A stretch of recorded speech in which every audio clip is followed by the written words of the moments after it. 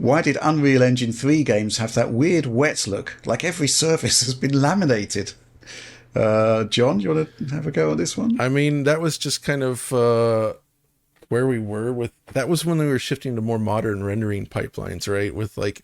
And shaders were being integrated into things, but the lighting wasn't there yet, I would say, right? Yeah. Like I mean, I have a pretty good idea why. Go on. Like, Go ahead. so John's just describing like shift to new modern techniques, normal maps. So every surface is getting a normal map, but the lighting that's being fed to it is like what John is saying. It is the way. So Unreal 3, I actually really disliked it. Yeah, same.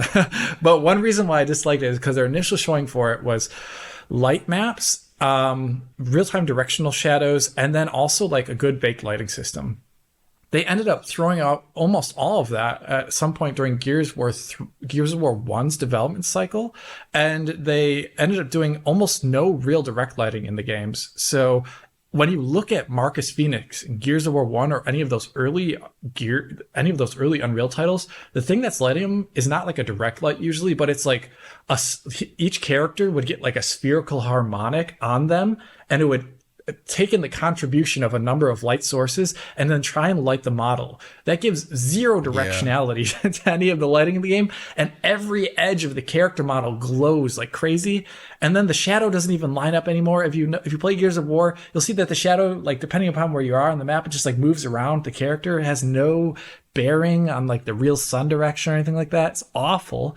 And almost every game up until they kind of revitalized Unreal Engine at that point in time had this look. There are some occasional titles that didn't have it because they went their own rendering route. Like if you play something like, actually I can't, I'm trying to think of any of the early games that don't have it.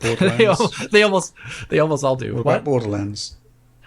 Oh, well, yeah, that one. Well, if you look at the lighting model there, it's very different. So they did something very different at that point in time. Also, it doesn't use like normal shading. I think it's this interim step, Alex, where they didn't yet have a really good solution for lighting. Whereas if you look back at older games, they just kind of baked everything out, right? Light maps were common, and without the need to like light these like normal maps and bump maps and all this kind of stuff, it was didn't fall into the pit all as just much, right? It was just exactly. So it's a that's curious why one. The Unreal Engine 3 games that aged the best were the ones that found novel solutions to lighting, like Mirror's Edge, where they're like, well, we're just gonna pre-compute all of this stuff and it's gonna look great. It's completely static, but it looks great.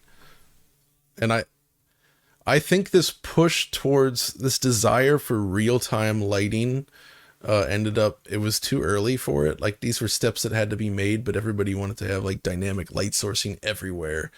And it just wasn't time yet for that. Not that they all had dynamic lighting, but still, it's a step that had to be made though. What about Arkham Knight? Where does that sit? Oh, that's like they've totally ripped out. Yeah. It's it's like the deferred rendering pipeline's already in at that point in time.